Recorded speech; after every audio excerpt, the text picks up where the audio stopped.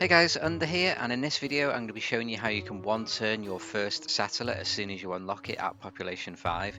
Now you can do this by manipulating a game mechanic, whilst also analysing your spawn so you have a good early game plan on how to get the most food and production out of it.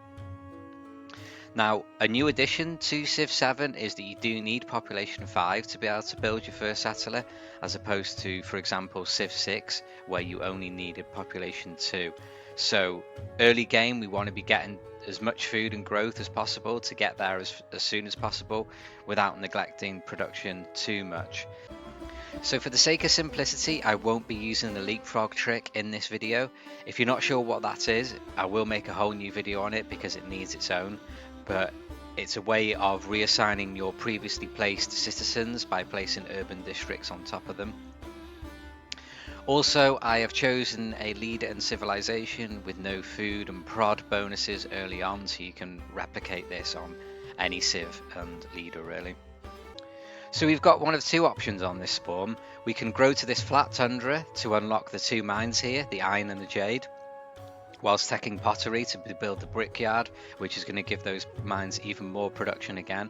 The problem with that is it's way too top heavy on production, and we're never going to be able to reach that population 5 to be able to build our first settler in a reasonable amount of time.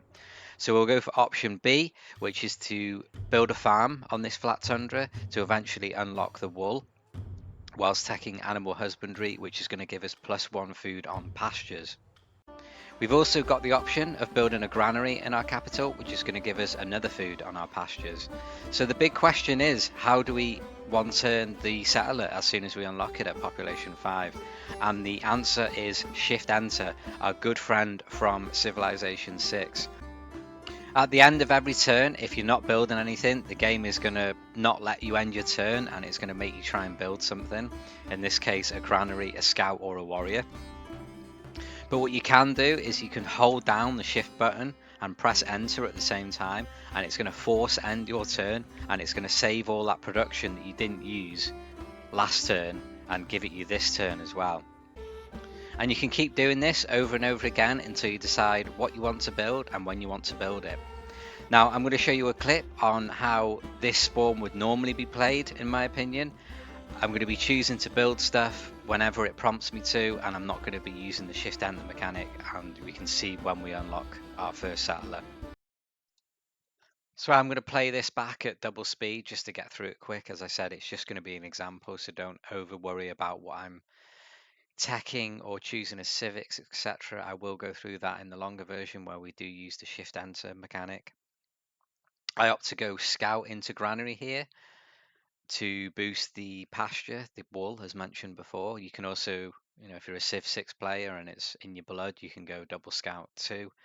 But that will delay the first settler even longer. I'll post a screenshot of that at the end. I won't put you through 3 replays.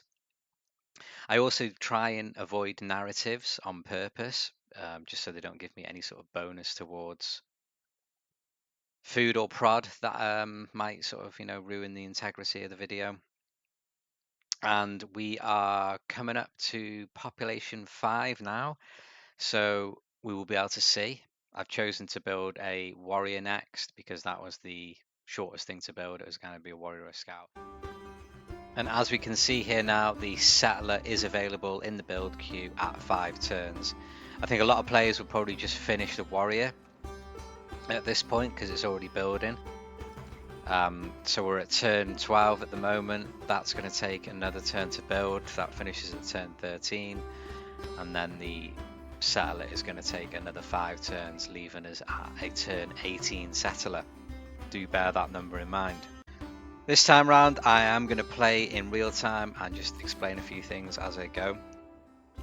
So we'll find our settler. Now here is a pretty important part actually. You can always one turn your first scout or your warrior, and I don't know how it works behind the scenes, but I'm pretty sure you have some like banked production ready to put into these, and you can actually shift enter that as well. So we are going to shift enter that.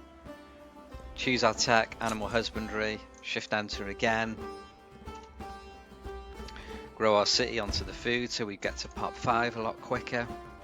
As mentioned previously, we'll just keep shift entering. shift enter.